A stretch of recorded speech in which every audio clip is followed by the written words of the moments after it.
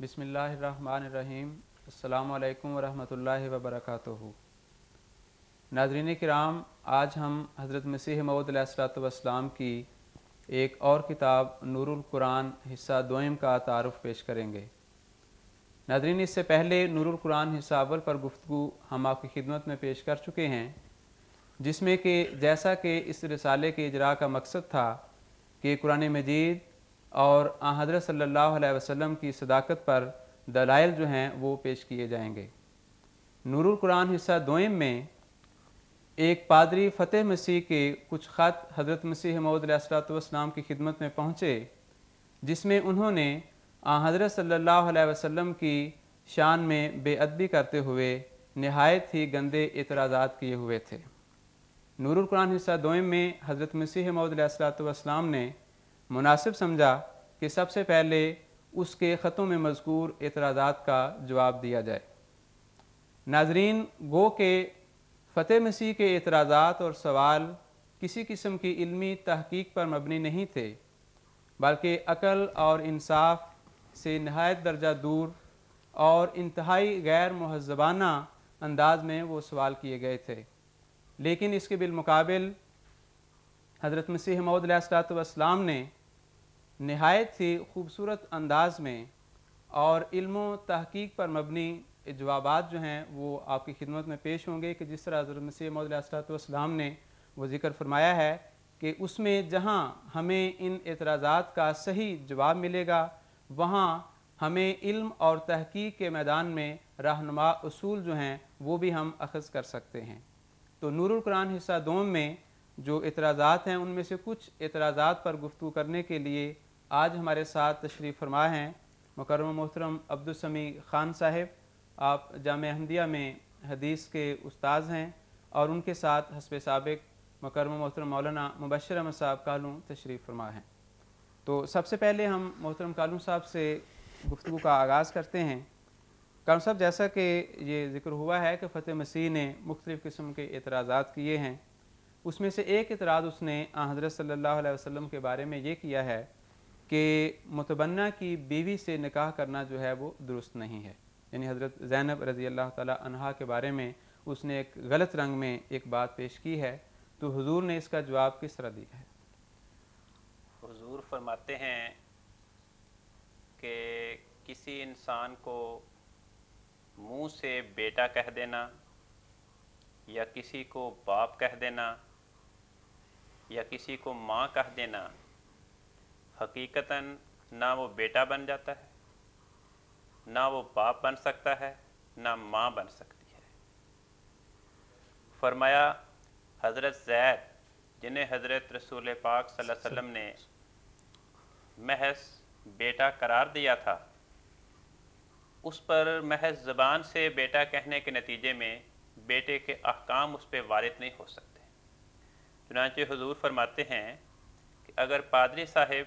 इस एतराज़ को माकूल समझते हैं तो इन्हें चाहिए था कि इंजील, जिसे वो अपनी इल्हामी किताब यकीन करते हैं, इंजील से साबित करते कि किसी को माँ कह देने से वो औरत माँ बन जाती है। मसलन अगर कोई ईसाई गुस्से में आकर अपनी बीवी को माँ कह दे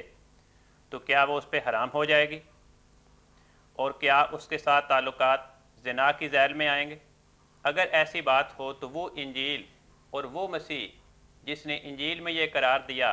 कि ज़िना की सूरत में औरत को तलाक वाक़या हो जाएगी, वो यकीनन इस बात का जिक्र करता है इंजील में कि अगर कोई ईसाई गुस्से में आकर अपनी बीवी को माँ कह दे तो उस पर तलाक हो जाएगी। लेकिन ऐसा ना कहकर इंजील ने और साहिब इंजील मसीह ने इस बात का फ़ैसला कर दिया कि किसी औरत को माँ कह देने से वो हकीकतन माँ नहीं बन जाती। और इसी तरह जिस तरह औरत को माँ कहने से वो माँ नहीं बनती, किसी इंसान को बाप कहने से वो बाप नहीं बन जाता और किसी को बेटा कहने से वो बेटा नहीं बन जाता ता उस पे बेटे के अहकाम वारिद हो। तो हुजूर फरमाते हैं कि पादरी साहिब अगर इस इतराज़ को माकूल समझते हैं तो उन्हें चाहिए कि या तो अपनी इंजील से यह साबित करें कि मुतबन्ना दर हकीकत वो वारिस बन जाता है और उस पर बेटे के अहकाम वारिद होते हैं, ताहम ये कहें कि इंजील उनके इस एतराज़ की तायीद करती है, या उन्हें चाहिए कि वो इंजील से इस बात का सबूत दें کہ کسی عورت کو ماں کہنے سے واقعی طلاق واقع ہو جائے گی۔ تو یہ اس جواب کا مختصر سا خلاصہ ہے۔ یعنی گویا کہ یہ جو ہے کہ حضرت زید رضی اللہ تعالیٰ عنہ کی جو بیوی تھیں حضرت زینب، تو حضرت زید چونکہ آپ کے منہ بولے بیٹے تھے تو اس سے متبنہ کہ وہ احکام جیسا کہ آپ نے فرمایا ہے یعنی کہ ان کی بیوی بہو نہیں قرار بہو پائے نہیں قرار پائے گی۔ جزاکم اللہ حسن الجزا۔ دوسرا کارون صاحب ایک اور یہ ہے غزوہ خندق جیسا کہ مشہور جنگ ہے، اس میں بعض سختی کے ایسے دن بھی آئے کہ ایک لمبے عرصے تک وقت تک جنگ جو آپ کرنی پڑی، اس میں ان واقعات کو سامنے رکھتے ہوئے اس نے ایک اعتراض یہ کیا ہے کہ جنگ خندق کے موقع پر ایک دفعہ چاروں نمازیں جو ہیں اس نے لفظ و قضا کا استعمال کیا کہ چاروں نمازیں قضا ہوئیں، یعنی کہ نہیں پڑھی گئیں، سب سے آخر وقت میں وہ پڑھی گئی ہیں۔ تو یہ اعتراض کہاں تک صحیح ہے اور اس کا جواب پھر حضور نے کیا دیا؟ حضور فرماتے ہیں کہ جو ہماری صحیح اور معتبر احادیث ہیں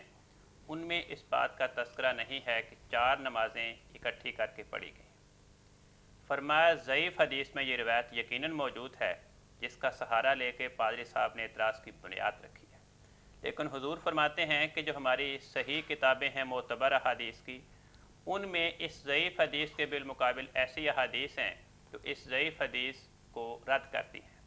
ان معتبر احادیث میں مثلا حضور نے بخاری کی شرح فتح الباری کا حوالہ دیا ہے، اس میں لکھا ہے کہ صرف عصر کی نماز اپنے اصل وقت سے ذرا تاخیر کے ساتھ پڑھی گئی تھی۔ دوسری بات حضور یہ بیان فرماتے ہیں کہ ہماری شریعت اس میں ضرورتوں کے مطابق مصیبتوں کے وقت میں ہر قسم کے حالات کے مطابق انسان کو تعلیم دی گئی ہے۔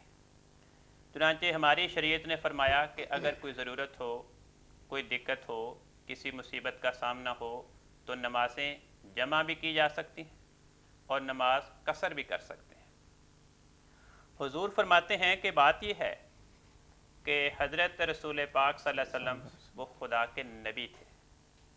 شریعت لے کر آئے تھے۔ نبی کی زندگی میں اس نبی کی زبان سے نکلنے والی باتیں اور اس کے عمل وہ شریعت کا حصہ قرار پاتے ہیں، کیونکہ قرآن کریم نے آپ کے بارے میں فرمایا ہے وَمَا يَنْتِقُ عَنِ الْهَوَىٰ إِنْ هُوَ إِلَّا وَحْيٌ يُوحَىٰ، کہ آپ کا قول وہ خدا کی وحی کے نتیجے میں ہوتا ہے۔ تو آپ کا یہ فعل کہ ایسے وقت میں جب کہ دشمن برسر پیکار ہے، میدان جنگ ہے اور شدت کا بلوہ ہے، مسلسل حملے پہ حملہ ہو رہا ہے، تو ایسے وقت میں آپ نے دو عبادتوں میں سے ایک کو مقدم کیا، یعنی دشمن کے حملے کے وقت اپنی جان کی حفاظت، اپنے مالوں کی حفاظت، اپنے بچوں کی حفاظت، اپنی عزت و آبرو کی حفاظت، ان چیزوں کی حفاظت کے کام کو مقدم کیا، پہلے اس کو سر انجام دیا اور پھر اس کے بعد دوسری بات جو نماز تھی اسے ذرا تاخیر سے ادا کیا گیا ہے۔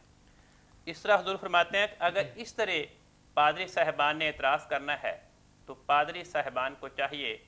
کہ اسلام پر اعتراض سے پہلے اپنے گھر کی خبر لے لیں۔ مثلا ان کی انجیل میں لکھا ہے کہ جناب مسیح کے روبرو ان کے بزرگ حواریوں نے سب کی پرواہ نہیں کی، بغیر ہاتھ دھوئے کھانا کھا لیا اور بیگانہ مال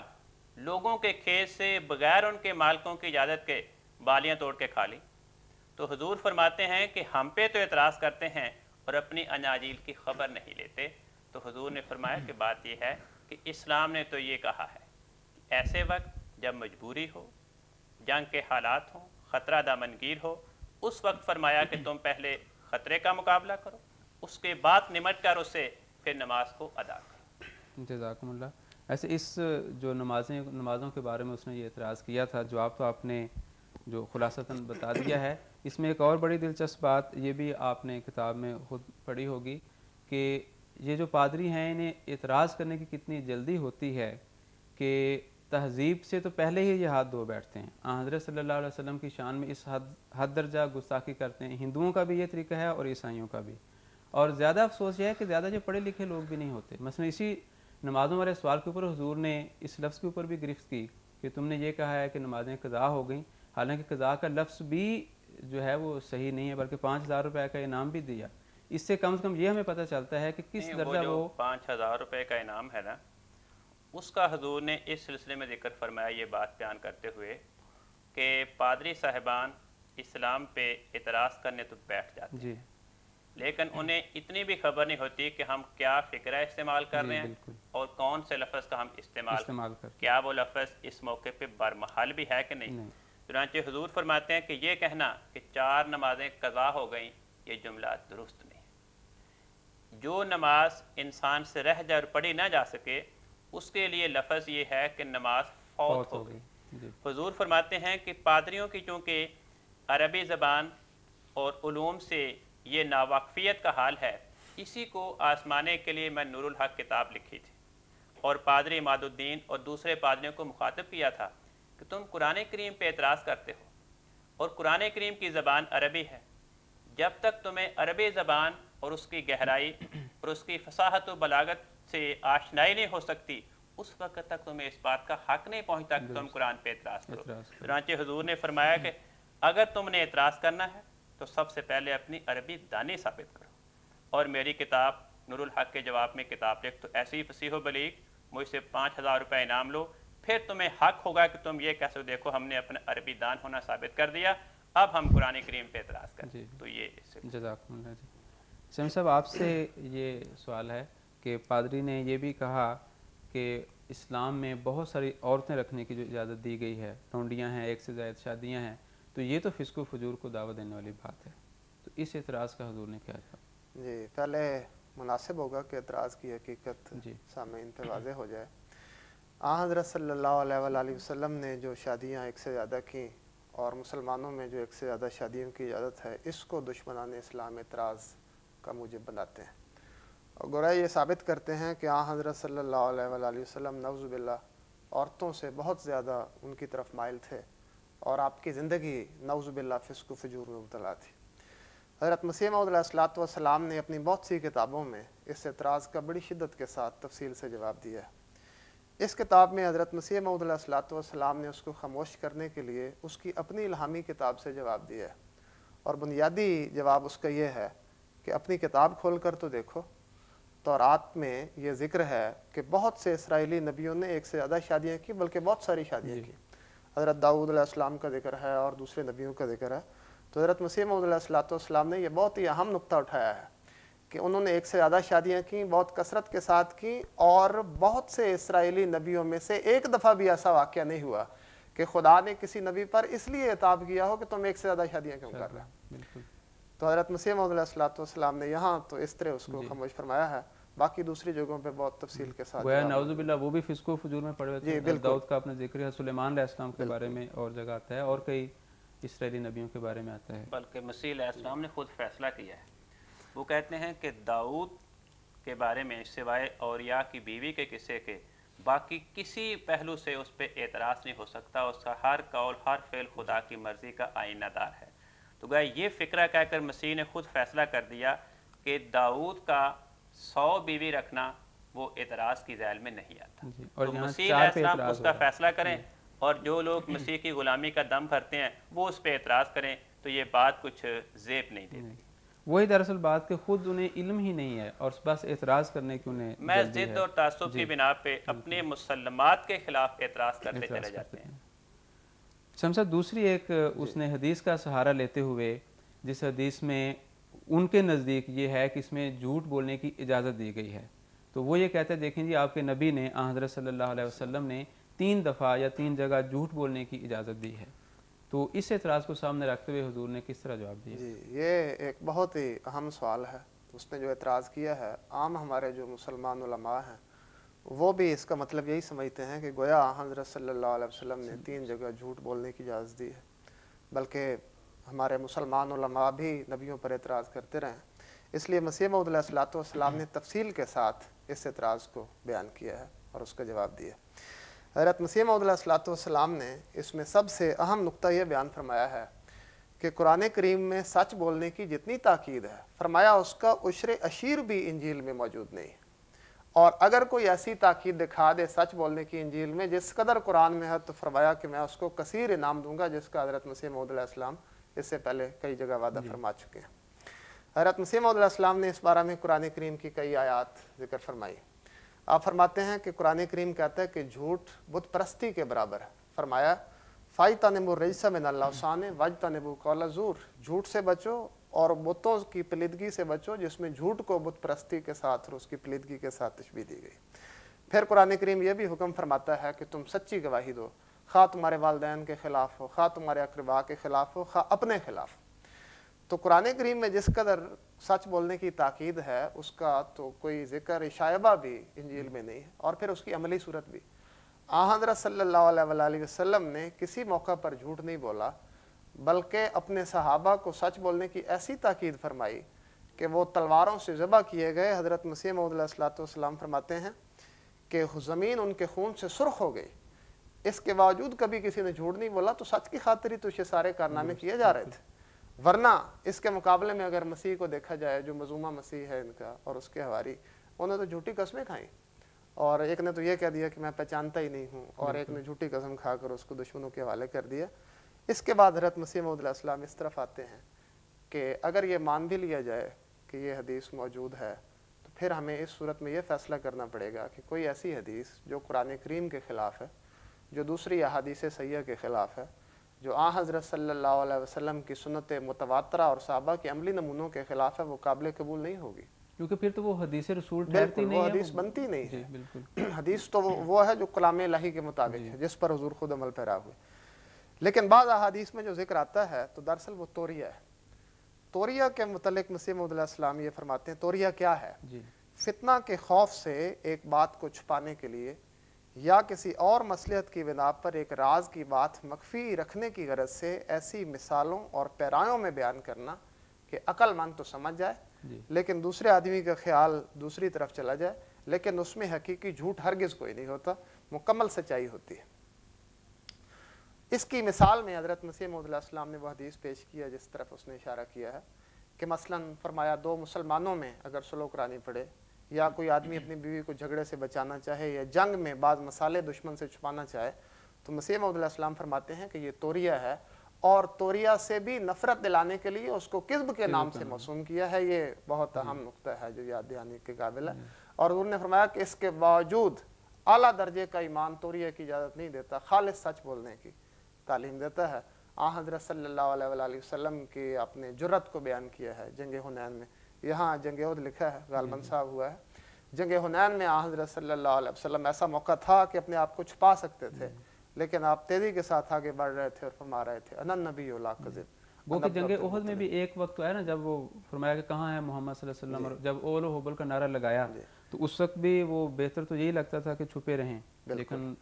हुजूर ने कहीं खुदा की तौहीद छुपाने का इम्कान भी जाहिर नहीं किया, और साहबा से फरमाया कि कहो और जवाब दो कि हमारा खुदा एक है और बुलंद वाला है। तो खुलासा ये बनता है कि ये जो झूठ मंसूब किया जाता है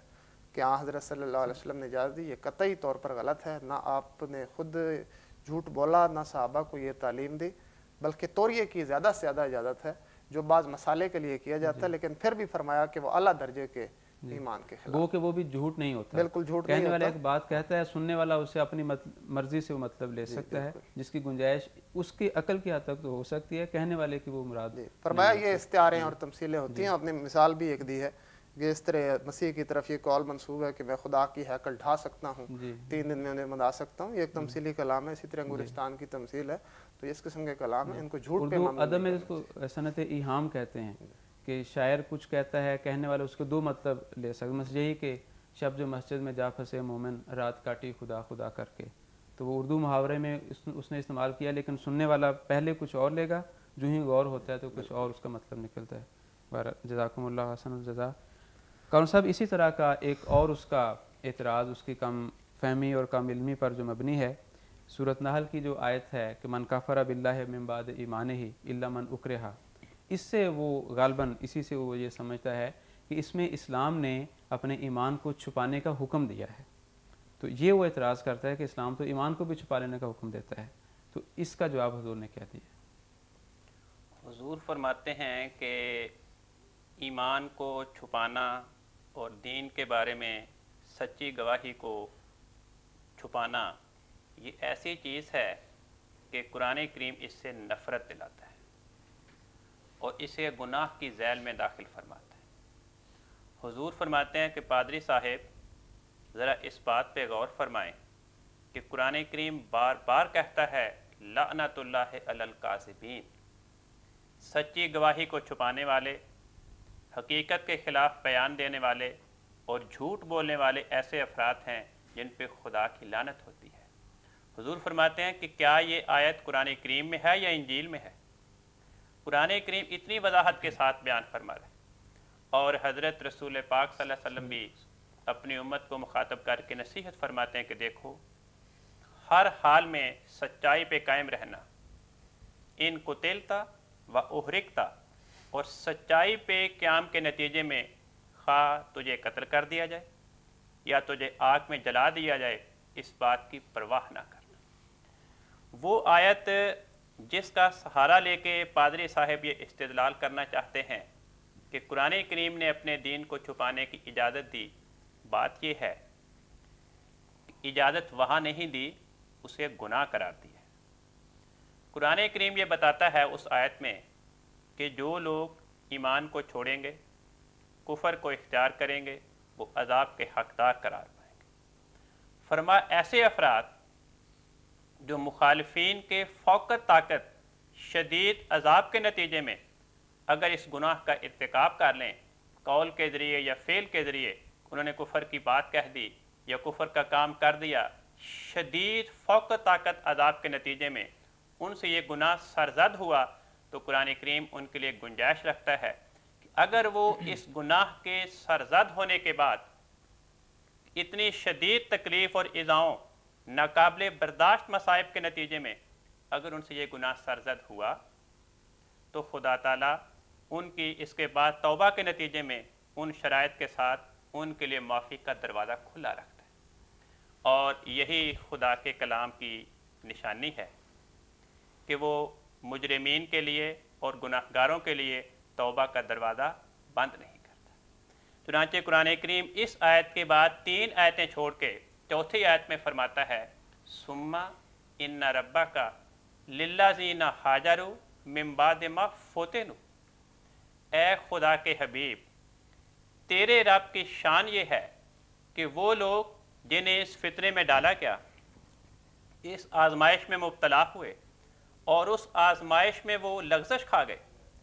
उनसे ये गुनाह सरज़द हुआ कि उन्होंने कुफर की बात कह दी या कुफर के फ़ेल का इर्तिकाब कर लिया। फरमाया अगर वो इस इम्तिहान में पढ़ने के बाद, इस लग़ज़श खाने के बाद, इस गुनाह का मुर्तकिब होने के बाद अगर वो वहाँ से हिजरत कर दें, यानी उस इलाके से भी हिजरत कर जाएं और अपने उस कुफर के कौल, कुफर के फ़ेल और उस हालत से भी अपने आप को नकले मकानी कर लें। फरमाया सुम्मा जाहद, इसके बाद वो जिहाद करें, कौल से भी अमल से भी अपने उस गुनाह को धो दें,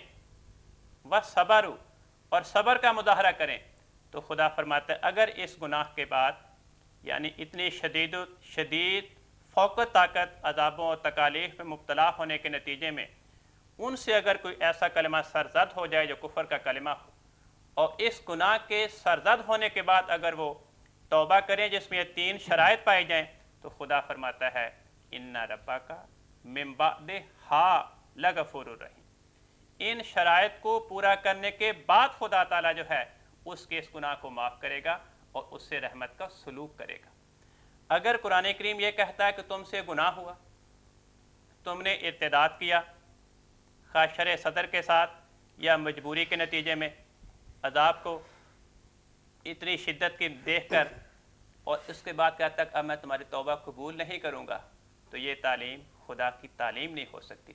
हुजूर फरमाते हैं कि पादरी साहब इस बात पे गौर नहीं करते कि इंजील क्या कहती है।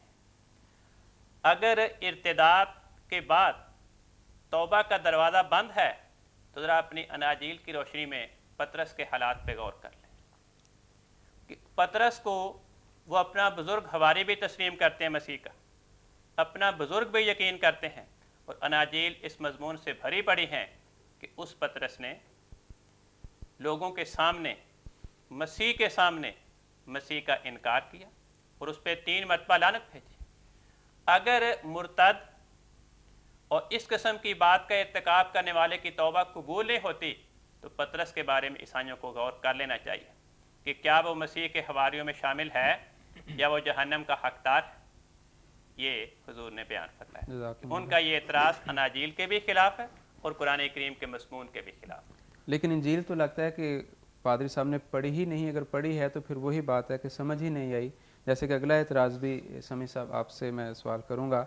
کہ وہی بات کہ بغیر پڑھے انجیل سے بھی واقفیت نہیں, قرآن اور حدیث سے تو باہر نہیں لگتی. مثلا ان کا یہ دعویٰ ہے کہ کامل گناہ کا بیان جو ہے صرف انجیل میں ہے.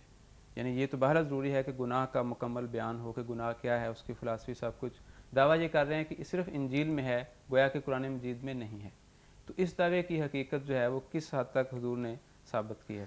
بہت درست بات آپ نے فرمائی ہے کہ ان پادریوں نے اپنی کتابیں بھی نہیں پڑھی ہوئیں. اگر وہ کتاب پڑھتے تو اس میں مسیح موعود علیہ السلام فرماتے ہیں یہ کہیں لکھا ہوا نہ پاتے کہ یہ کامل کتاب ہے,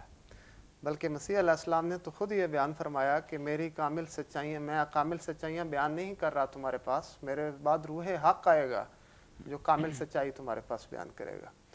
تو مسیح موعود علیہ السلام نے سب سے پہلی بات تو یہ فرمائی ہے کہ انجیل کا تو یہ دعویٰ ہی نہیں ہے, اس لیے تم ایسی بے دلیل بات کر رہے ہو جو تمہاری اپنی الہامی کتاب کے خلاف ہے. ہاں قرآن کریم کی طرف آئیں تو قرآن کریم کی تو علت غائی یہ ہے کہ کامل تعلیم بیان کرے, نیکی کی بھی تعریف کرے اور اس پر عمل کرنے کی دعوت دے, کی بھی کامل تعریف کرے اور اس سے لوگوں کو بچائے. چنانچہ آپ نے فرمایا قرآن کے شروع میں ہی کھول کے دیکھو, لکھا ہوا ہے ذالک الکتاب لا ریب فیہ ھدی للمتقین. یہ ایک کامل کتاب ہے جس میں کوئی بھی شک نہیں اور متقیوں کے لیے ہدایت ہے. حضور مسیح موعود علیہ السلام نے اس کا ترجمہ متقین کا یہ فرمایا ہے کہ وہ لوگ جو گناہ سے پرہیز کرتے ہیں, قرآن کریم ان کو یہ ہدایت دیتا ہے کہ اور بھی باریک در باریک گناہوں سے تم پرہیز کرو. تو ان لوگوں کو بھی یہ کتاب اعلیٰ مقامات تک پہنچاتی ہے جو کچھ نہ کچھ گناہوں سے پرہیز کرتے تھے, لیکن قرآن کریم ان کو کامل بیان فرماتا ہے. حضرت مسیح موعود علیہ السلام نے اس کمال کی پھر ایک مثال دی ہے کہ کس طرح انجیل کی تعلیم ناقص ہے اور قرآن کریم میں کامل ہے. فرماتے ہیں کہ مسیح علیہ السلام کی طرف یہ قول منسوب ہے کہ تو کسی شہوت کی نظر سے عورت پر نگاہ نہ ڈال. آپ فرماتے ہیں اس کے مقابلے میں قرآن کریم کی تعلیم یہ ہے کہ تو کسی بھی نظر سے عورت پر نگاہ نہ ڈال. اور اس سے صاف پتہ چل جاتا ہے کہ انجیل کی تعلیم اور قرآن کریم کی تعلیم میں زمین و آسمان کا فرق ہے. جب انسان کسی پر نظر ڈالے تو شہوت کی نظر ہو یا نہ ہو, انسان بہرحال کمزور ہے اور اس میں ایسے خیالات پیدا ہو جاتے ہیں جو برائی کی جڑ بن جاتے ہیں اور پھر بالآخر وہ ایک بڑے درخت کی صورت اختیار کر لیتے ہیں. قرآن کریم بیان فرماتا ہے قل للمؤمنین یغضوا من ابصارہم ویحفظوا فروجہم. یہاں مومن مردوں کو بھی حکم ہے, مومن عورتوں کو بھی حکم ہے غض بصر اختیار کریں, نگاہوں کو پاک رکھیں, اپنے ان سوراخوں کی حفاظت کریں جو گناہ کے داخلے کے ذریعے ہیں. تو آپ نے فرمایا کہ کامل کتاب قرآن ہی ہے, اور وہ جو اعتراض اس کا ہے کہ کامل گناہ کا بیان انجیل میں ہے, انجیل میں تو داخل ہی نہیں ہوئی یہ بات کہ گناہ ہوتا کیا ہے اور کس طرح اس سے بچا جاتا ہے. جیسے کہ آپ نے یہ مثال دی ہے, کمال تو بعد میں آتا ہے. جزاکم اللہ. کون صاحب یہ گناہ کی بات ہوئی تو دو اس نے چھوٹے چھوٹے اعتراض کیے ہیں. مثلا وہ کہتے ہیں یہ کیا بات ہوئی کہ چھوٹا سا کلمہ ہے لا الہ الا اللہ پڑھ لیں اور سارے گناہ دور ہو جاتے ہیں, وضو کر لیں تو سارے گناہ دور ہو جاتے ہیں. یہ بظاہر چھوٹی سی چیز ہے, تو گناہ کس طرح دور ہو جاتے ہیں؟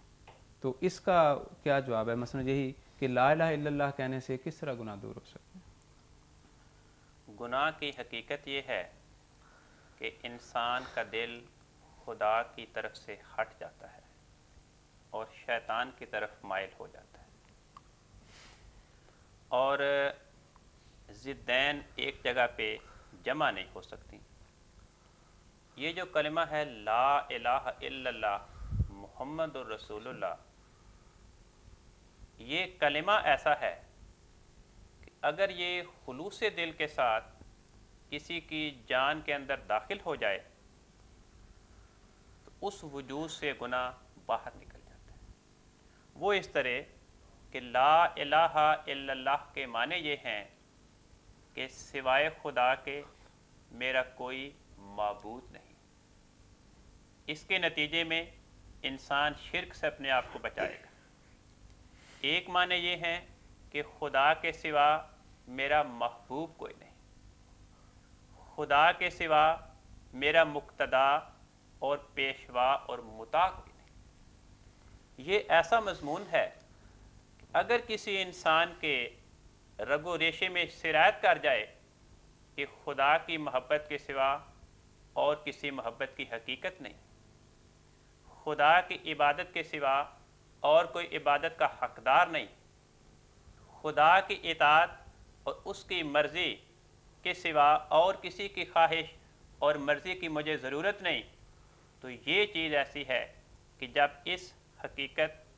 اور یہ مضمون اور یہ مفہوم کسی انسان کے دل میں چلا جائے گا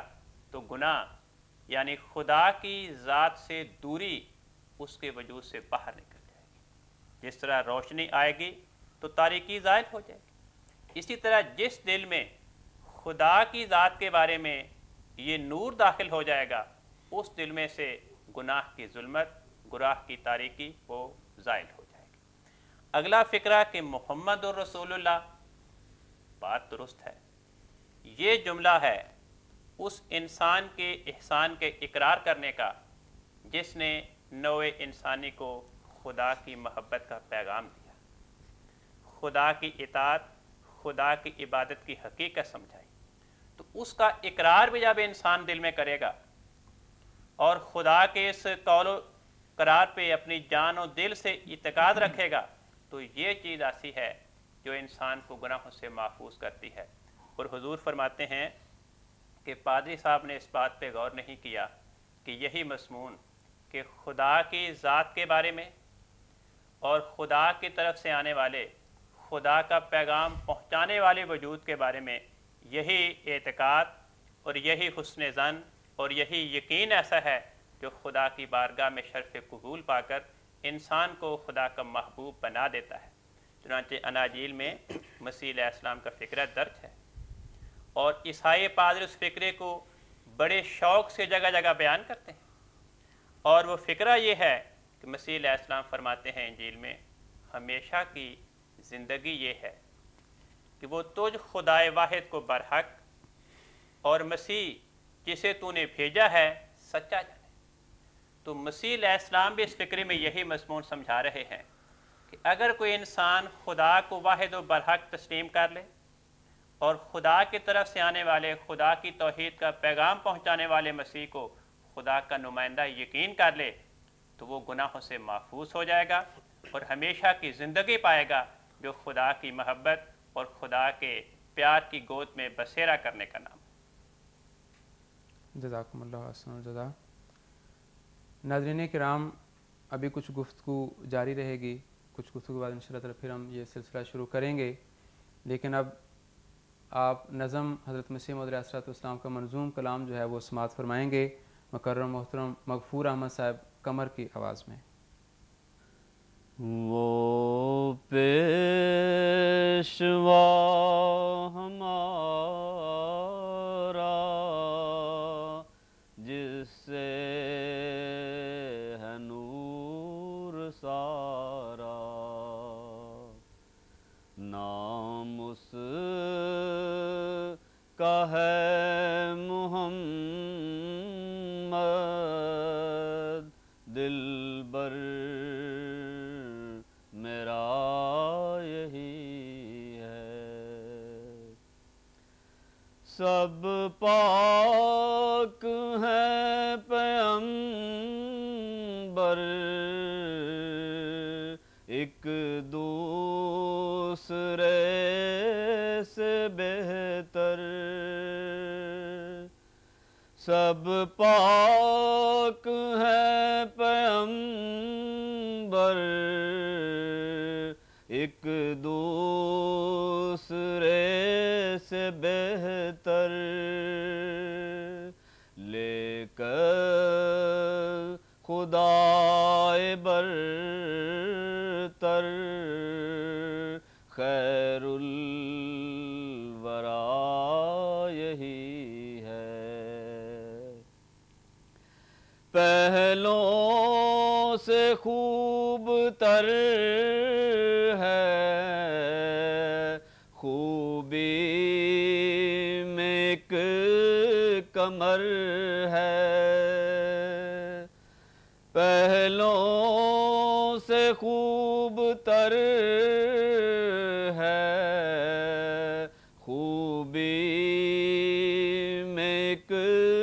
کمر ہے، اس پر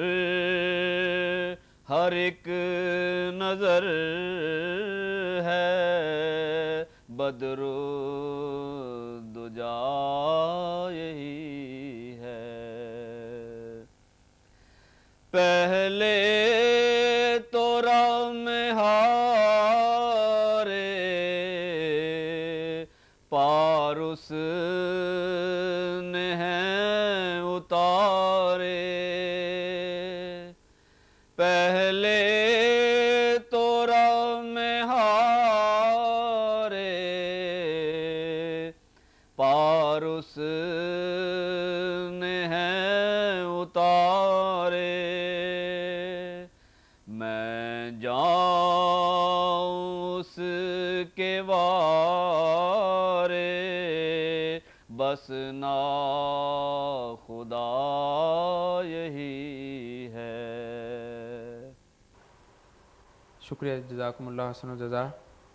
وہ پیشوا ہمارا جس سے ہے نور سارا، نام اس کا ہے محمد، دلبر میرا یہی ہے۔ محترم مغفور احمد صاحب قمر حضرت مسیح موعود علیہ الصلوۃ والسلام کا منظوم کلام پیش کر رہے تھے۔ ناظرین، اب ہم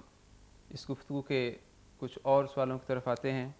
سمی صاحب، ذکر ہو رہا تھا کہ یہ گناہ کس طرح دور ہو سکتے ہیں لا الہ الا اللہ کہنے سے، اس کی پرمعرف تفسیر جو حضور نے بیان فرمائی ہے اس کا خلاصہ کالم صاحب پیش کر رہے تھے۔ اسی طرح اس نے ایک یہ بھی سوال کیا ہے کہ دیکھیں جی، وضو کرنے سے بھلا کس طرح گناہ دور ہو سکتے ہیں؟ چھوٹی سی بات ہے، اسے کیسے گناہ دور ہوتے ہیں؟ تو اس کا جواب حضور نے کیا دیا؟ یہ جو پادری صاحب ہیں یہ روحانی تعلیم سے تو جیسا کہ بار بار ذکر ہوا بے نصیب ہیں ہی، عقل سے بھی بے بارہ لگتے ہیں۔ حضرت صلی اللہ علیہ وسلم نے جب یہ فرمایا کہ وضو کرنے سے گناہ دور ہوتے ہیں تو ہرگز اس کا ظاہری مطلب لیا ہی نہیں جا سکتا، عقل کے خلاف ہے، کیونکہ وضو کا کیا مطلب ہے؟ ہاتھ دھونا، پاؤں دھونا، منہ دھونا۔ اگر حضور صلی اللہ علیہ وسلم کا یہ مطلب ہوتا کہ وضو کرنے سے اس طرح ظاہری طور پر گناہ جھڑ جاتے ہیں تو پھر جتنے بھی غیر اسلامی قومیں ہیں، جتنے بھی دشمنان اسلام ہیں یا غیر مسلم قومیں ہیں، جب بھی وہ نہاتے ہاتھ پاؤں دھوتے تو گویا گناہوں سے بالکل پاک ہو جاتے، اور تمام قومیں جو نہاتی دھوتی ہیں ہاتھ پاؤں دھوتی ہیں وہ گناہوں سے پاک ہو جاتی ہیں۔ ہاتھ منہ تو ہر وقت، ہاتھ منہ تو ہر کوئی دھوتا ہی ہے، اس لیے صاف مطلب ہے کہ حضرت صلی اللہ علیہ وسلم کا کچھ اور مطلب ہے، اور وہ یہ ہے کہ خدا تعالیٰ جب کوئی حکم دیتا ہے تو خواہ چھوٹے سے چھوٹا بھی ہو اس کی اطاعت کرنے میں ثواب ہے۔ چھوٹے چھوٹے حکموں کی اطاعت کرنے کے نتیجے میں بڑے بڑے حکموں پر عمل کرنے کی توفیق ملتی ہے، اس طرح انسان اطاعت کی راہوں پر چل پڑتا ہے اور گناہوں سے بالآخر پاک ہو جاتا ہے۔ وہ اصل تو پیچھے روح ہے، نیت ہے اس کی۔ جی، جزاکم اللہ۔ سم صاحب، اس طرح جیسا کہ یہ بار بار ذکر ہوا ہے کہ اعتراض اور سوال تو اس کے بہت ہی علم سے بے بہرہ ہونے کا ثبوت دے رہے ہیں، لیکن خوش قسمتی اور فائدہ ہمیں یہ ہے کہ حضرت مسیح علیہ الصلوۃ والسلام نے نہایت ہی پرمعرف جواب جو ہیں وہ دیے ہیں، اور یہ کہنا چاہیے کہ خزانے ہیں چھوٹی چھوٹی فکروں میں، جوابوں میں، جس کے اوپر آگے علم اور تحقیق کی بنیاد رکھی جا سکتی ہے۔ اسی طرح کا ایک اعتراض اس نے یہ بھی کیا ہے کہ دیکھیں جی، اسلام میں یہ ہے کہ جب تک انسان گناہ کر نہیں لیتا تب تک اس سے پوچھا نہیں جائے گا۔ تو حالانکہ ہونا یہ چاہیے، بلا دل میں بے شمار خیالات اٹھتے ہیں تو ان کے اوپر بھی گرفت ہونی چاہیے تھی، مواخذہ ہونا چاہیے تھا، لیکن اسلام گویا کھلی چھٹی دے دیتا ہے، صرف گناہ کرنے کے اوپر وہ پکڑ رکھتا ہے۔ تو اس کے نزدیک گویا کہ یہ درست بات نہیں ہے۔ تو اس کا حضور نے کس طرح جواب دیا؟ جی، وہ انجیل کو اس طور پر پیش کر رہا ہے کہ چونکہ انجیل دلی خیالات پر بھی پکڑے جانے کا ذکر کرتی ہے، اس لیے گویا انجیل کامل ہے، اور قرآن کریم یہ کہتا ہے کہ جب تک گناہ کیا نہ جائے اس وقت تک وہ گناہ نہیں ہوگا،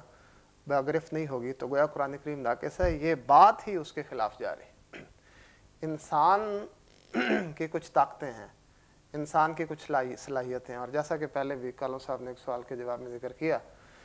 اللہ تعالیٰ انسان پر وہ بوجھ نہیں ڈالتا جو اس کی طاقت سے بالا تر ہو۔ انسانی دل کو اللہ تعالیٰ نے ایسا بنایا ہے کہ اس میں ہر قسم کے خیالات گزرتے رہتے ہیں، اور اگر دلی خیالات پر پکڑ ہونی شروع ہو جائے تو پھر جیسا قرآن کریم کئی جگہ ذکر کرتا ہے کہ پھر تو ہر انسان ہر بات پہ پکڑا جائے، لیکن قرآن کریم جو فوق طاقت بوجھ نہیں ڈالتا، وہ فرماتا ہے لاکن یؤاخذکم بما کسبت قلوبکم۔ خیالات پر چونکہ انسان طاقت نہیں رکھتا، اس لیے اللہ تعالیٰ اسی بات پر پکڑے گا جس پر دل عزیمت کر چکا ہو۔ حضرت مسیح موعود علیہ الصلوۃ والسلام اس بات کو قرآن کریم کی سچائی اور اس کے کامل ہونے کے بیان میں ذکر فرما رہے ہیں کہ دیکھو انجیل کتنی ناقص کتاب ہے کہ انسان پر وہ بوجھ ڈال رہی ہے جو اس کی طاقت سے بالا تر ہے، اور قرآن کریم وہی بات بیان فرما رہا ہے جو فطری طور پر ہونی چاہیے، جو انسان کے بس میں ہے۔ قرآن کریم ذکر فرماتا ہے ان السمع والبصر والفؤاد کل اولئک کان عنہ مسئولا، کہ انسان کان کے گناہ سے بھی پکڑا جائے گا، آنکھ کے گناہ سے بھی پکڑا جائے گا، دل کے گناہ سے بھی، لیکن دل کا گناہ اس وقت تک کامل نہیں ہوتا جب تک عمل کی صورت میں ڈھال نہ جائے، کیونکہ دل خیالات کی تو آماجگاہ ہے، اگر اس پہ پکڑا جائے انسان تو پھر تو ہمہ وقت وہ خدا کی ناراضگی اور عذاب کے نیچے رہے۔ جزاکم اللہ احسن الجزا۔ کون صاحب آخری سوال آپ کی خدمت میں ہے کہ پادری کا یہ بھی کہنا ہے کہ اسلامی تعلیم جو ہے، اسلام کسی غیر مذہب والوں سے محبت کرنے کا حکم نہیں دیتا، تو گویا کو ایک قسم کا وہ متنفر کرنا چاہتا ہے غیر مسلموں کو جن کا اسلام سے تعلق نہیں ہے۔ دیکھیں جی، اسلام تو دوسروں سے محبت کی بھی تعلیم یا حکم نہیں دیتا، تو اس اعتراض کا حضور نے کیا جواب دیا؟ بات بالکل درست ہے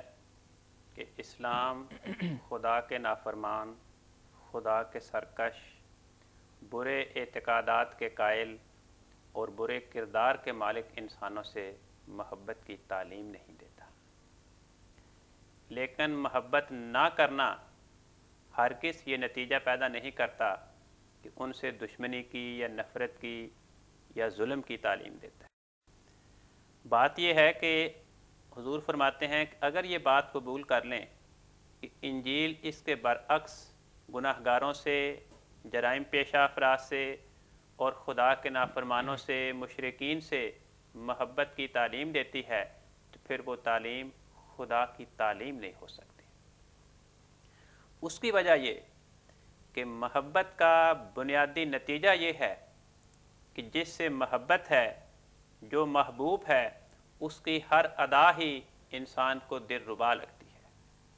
اس کا قول، اس کا فعل، اس کی حرکات وہ انسان کو پسند ہوتے ہیں، اور محب چاہتا ہے کہ میں بھی انہی چیزوں کو اپناؤں۔ جب محبت کا یہ بنیادی مفہوم ہم ذہن میں رکھتے ہیں اور اس بات پہ غور کریں کہ ایک انسان خدا کا نافرمان ہے، خدا اور خدا کے پیغام کے برخلاف وہ اعتقادات کا اظہار کرتا ہے، اور ہم اس سے محبت کریں تو گویا ہم نے اس کے ان اعتقادات کو پسند کر لیا، یہ ایمان کے تقاضوں کے خلاف بات ہے۔ اگر ایک انسان جرائم پیشہ ہے، بدکار ہے، گناہ گار ہے، دن رات گناہوں کی دلدل میں پھنسا ہوا ہے، اور ہم اس سے محبت کریں تو گویا ہم نے اس کے اس جرائم کو پسند کر لیا۔ تو محبت کا یہ بنیادی مفہوم بتاتا ہے کہ کفار کے ساتھ اور گناہ گاروں کے ساتھ محبت نہیں ہو سکتی۔ پھر سوال پیدا ہوتا ہے کہ جب اس قسم کے افراد سے محبت نہیں ہو سکتی تو اسلام اس کے بارے میں کیا کہتا ہے؟ حضور فرماتے ہیں مثلا ایک اندھا ہے، لنگڑا ہے، لولا ہے، جذامی ہے، یا کسی اور خطرناک بیماری میں مبتلا ہے، یا کسی خطرناک مصیبت میں مبتلا ہے، تو اس انسان کو دیکھ کر دل میں محبت پیدا نہیں ہوتی، اس پہ رحمت کا جذبات پیدا ہوتے ہیں، اس انسان کے بارے میں شفقت کے جذبات دیکھنے والے کے دل میں پیدا ہوتے ہیں۔ تو فرمایا کہ قرآن کریم یہ کہتا ہے کہ جو لوگ خدا کے نافرمان ہیں، جو کافر ہیں، غلط اعتقادات کے قائل ہیں، گناہ گار ہیں، مجرم ہیں، ان سے محبت نہ کرنا لیکن ان سے شفقت کا سلوک کرنا، ان سے رحمت کا سلوک کرنا۔ اور قرآن کریم نے اس قدر اس پہ تاکید کی ہے کہ بار بار اس مضمون کو بیان فرمایا۔ چنانچہ قرآن کریم بانی اسلام حضرت محمد مصطفیٰ صلی اللہ علیہ وسلم کا ذکر کرتے ہوئے فرماتا ہے عزیز علیہ ما عنتم، اے لوگو تمہیں جو تکلیف پہنچتی ہے، جس مصیبت کا تمہیں سامنا ہوتا ہے، تمہارے مصائب، تمہارے دکھوں کو دیکھ کر اس رسول کو دکھ پہنچتا ہے۔ فرمایا اللہ کا باخع نفس کا اللہ یکون مومنین،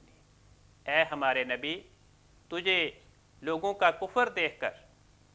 ان کا گناہوں میں لت پت ہونا دیکھ کر اس قدر غم ہے، اس قدر تجھے صدمہ پہنچتا ہے کہ تو ان کی ہدایت کے لیے، کفر سے ان کے محفوظ ہونے کے لیے، ایمان میں داخل ہونے کے لیے اس قدر تو اپنے آپ کو ہلاک کر رہا ہے ان کے غم میں کہ شاید اگر تیری یہی کیفیت رہی تبلیغ کے لحاظ سے، ان کے لیے دعاؤں کے اعتبار سے، تو شاید اپنی جان کو ہلاک کر دے۔ تو یہ رحمت اور شفقت کے جذبات کا نتیجہ ہے۔ بلکہ فرمایا تواصوا بالصبر و تواصوا بالمرحمہ، مومنین جو قرآن کریم کے پیروکار ہیں ان کا بنیادی وصف یہ ہے کہ وہ ایک دوسرے کو رحمت کرنے کی نصیحت کرتے رہتے ہیں، خود بھی رحمت کا سلوک کرتے ہیں دوسروں کے ساتھ، اور اپنی جماعت کے دیگر افراد کو بھی دوسرے لوگوں سے رحمت کا سلوک کرنے کی نصیحت کرتے رہتے ہیں۔ اور قرآن کریم غیر مذاہب کے بارے میں فرماتا ہے، حضور نے 2 آیات درج فرمائی ہیں۔ اللہ تعالیٰ فرماتا ہے لا ینہاکم اللہ عن الذین لم یقاتلوکم فی الدین ولم یخرجوکم من دیارکم، کہ وہ لوگ جنہوں نے دین کی بنا پہ تمہارے ساتھ لڑائی نہیں کی اور تمہیں تمہارے گھروں سے بے گھر نہیں کیا، بے وطن نہیں کیا، اللہ تعالیٰ تمہیں ہرگز منع نہیں کرتا ان تبروہم، کہ تم ان سے اچھا سلوک کرو، ان کی خدمت کرو، ان کی ضروریات کو پورا کرو، وَتُقْسِطُوا إِلَیہم، اور ان کے ساتھ عدل و انصاف کا معاملہ کرنے سے خدا تمہیں منع نہیں کرتا۔ فرمایا ان اللہ یحب المقسطین، اللہ تعالیٰ ایسے مومنین جو کفار کے ساتھ حسن سلوک سے پیش آتے ہیں، ان کی خدمت کرتے ہیں، ان کے ساتھ عدل و انصاف کا معاملہ کرتے ہیں، قرآن کریم فرماتا ہے خدا تعالیٰ ایسے مسلمانوں سے محبت کرتا ہے۔ اس کردار کو اپنانے والے مسلمان خدا کے محبوب بن جاتے ہیں۔ فرمایا کن لوگوں سے تمہیں دوستی اور محبت اور پیار سے منع کیا گیا؟ اگلی آیت میں فرمایا انما ینہاکم اللہ عن الذین قاتلوکم فی الدین، جن لوگوں نے دین کا بہانہ بنا کر تمہارے ساتھ لڑائی کی، وَأَخْرَجُوكُم مِّن دِيَارِكُمْ، اور تمہیں تمہارے وطن سے بے وطن کیا، تم پہ اس قدر مصائب کے پہاڑ توڑے کہ تم اپنے وطن سے ہجرت کرنے پہ مجبور ہو گئے، وَظَاهَرُوا عَلَىٰ إِخْرَاجِكُمْ، اور ایسے کفار، ایسے غیر مسلم جنہوں نے ان مظالم کرنے والے کفار کی امداد کی اور ان کی پشت پناہی کی تاکہ تم وہاں سے نکل جاؤ تنگ اور مجبور ہو کر، خدا فرماتا ہے ان تولاہم، ایسے لوگوں سے محبت اور دوستی سے خدا تمہیں منع کرتا ہے۔ تو یہ بات بیان کی گئی ہے کہ جو برے ہیں ان سے محبت اور دوستی نہیں، ہاں ان سے رحمت کا سلوک کرنا ہے، ان کے ساتھ شفقت کا سلوک کرنا ہے۔ تو یہ اسلام کی بڑی ہی پرحکمت اور برمحل تعلیم ہے۔ جزاکم اللہ۔ تو گویا دراصل بات تو یہ ہوئی کہ پادری صاحب جو ہیں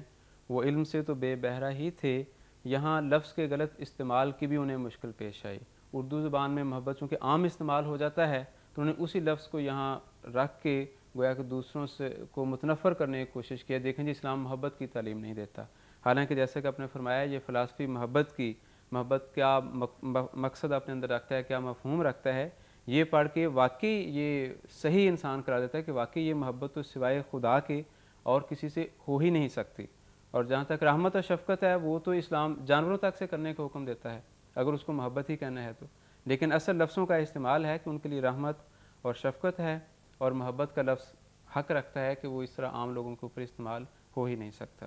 اصل بات یہ ہے کہ عقل مند لوگ کہتے ہیں بیری کو پتھر مارو گے وہ جواب میں بیر پھینکے گی، یہی کچھ کیفیت یہاں پہ رونما ہوئی۔ پادری فتح مسیح نے جو 2 خط لکھے حضرت مولوی عبد الکریم صاحب سیالکوٹی رضی اللہ عنہ کے نام، اور انہوں نے وہ خط حضور کی خدمت میں پیش کیے، ان خطوط میں اس پادری نے اسلام پر، قرآن کریم پر،